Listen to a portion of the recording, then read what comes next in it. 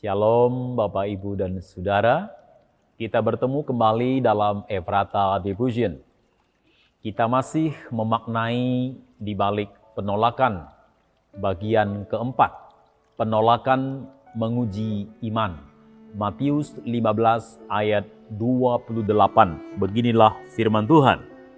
Maka Yesus menjawab dan berkata kepadanya, "Hai ibu, besar imanmu, maka jadilah kepadamu seperti yang kau kehendaki." Dan seketika itu juga anaknya sembuh. Pada umumnya setiap orang senang mendapat apresiasi atau pujian, apalagi yang memberikannya orang yang terhormat. Pujian dan apresiasi mengenai iman perempuan Kanaan, itulah yang kita dengar dalam teks devosi hari ini. Yang memberikan pujian adalah Yesus, bukanlah pemimpin agama atau orang Farisi. Pujian itu bukan basa-basi, tapi sungguh lahir dari hati. Namun pujian itu tidak didapat begitu saja, ada ujian yang harus dia lewati. Penulis Injil Matius menjelaskan wanita ini sedang menghadapi pergumulan, anaknya kerasukan setan dan sangat menderita. Dia datang kepada Yesus dengan harapan anaknya disembuhkan. Dari hati yang terdalam, dia berseru, "Kasihanilah aku ya Tuhan, anak Daud, karena anakku perempuan kerasukan setan dan sangat menderita." Biasanya Yesus begitu peduli bagi orang yang meminta pertolongan. Tapi untuk perempuan Kanaan, Yesus sama sekali tidak menjawabnya. Melihat Yesus diam, murid-murid pun datang kepadanya dan memprovokasi dia. "Suruhlah ia pergi, ia mengikuti kita," dengan berteriak-teriak.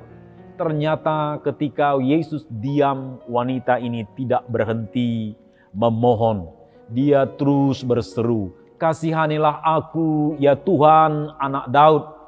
Murid-murid merasa terganggu.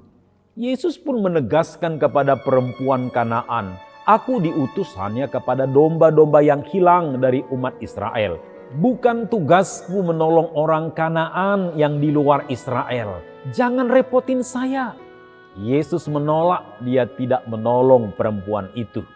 Namun demikian harapannya tidak pupus. Dia terus berjuang, terus memohon belas kasihan Yesus. Karena dia begitu mengasihi anaknya yang sedang sakit. Ia terus melangkah mendekati Yesus dan menyembahnya sambil berkata, "Tuhan, tolonglah aku." Sudah sedemikian memelas, merendahkan diri di hadapan Yesus. Tapi permintaannya tetap tidak dikabulkan.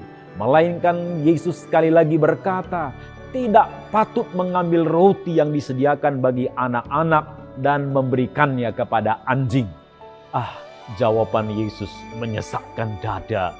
Dia memberikan analogi yang sangat merendahkan wanita itu.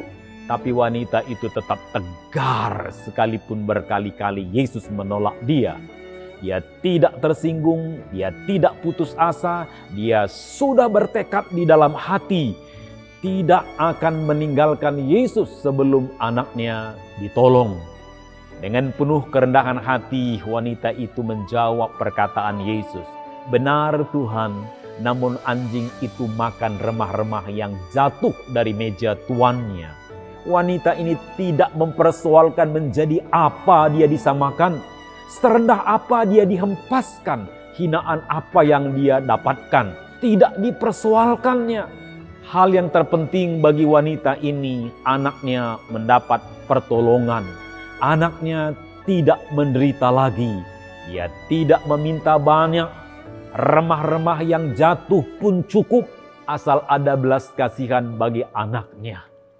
Melihat perjuangan, ketegaran hati dan iman wanita Kanaan, Yesus berkata, "Hai ibu, besar imanmu, maka jadilah kepadamu seperti yang kau kehendaki." Dan seketika itu juga anaknya sembuh. Bapak Ibu, setelah iman wanita ini diuji, ia dipuji. Seringkali Yesus menguji iman yang besar dengan pencobaan yang besar. supaya setelah diuji kita timbul seperti emas murni. Allah kita di dalam Yesus Kristus adalah Allah yang penuh kasih. Dia datang ke dunia bukan hanya untuk bangsa Israel, tetapi untuk segala bangsa di dunia. Yesaya 49 ayat 6 berkata, "Terlalu sedikit bagimu hanya untuk menjadi hambaku, untuk menegakkan suku-suku Yakub dan untuk mengembalikan orang-orang Israel yang masih terpelihara. Tetapi aku akan membuat engkau menjadi terang bagi bangsa-bangsa, supaya keselamatan yang daripadaku sampai ke ujung bumi." Ini adalah seruan Nabi Yesaya bagi Mesias yang akan datang, yang telah digenapi dalam Yesus. Belas kasihan Allah tersedia bagi seluruh bangsa, suku dan ras. Setiap orang boleh datang kepadanya memohon anugerahnya, memohon pertolongannya. Bila Tuhan belum menjawab doa, bisa jadi dia sedang menguji iman. Bila iman kita diuji, biarlah itu terbukti. Bila iman sudah terbukti, akan dipuji. Bila iman telah dipuji, permohonan pasti dipenuhi. Tuhan Yesus memberkati kita.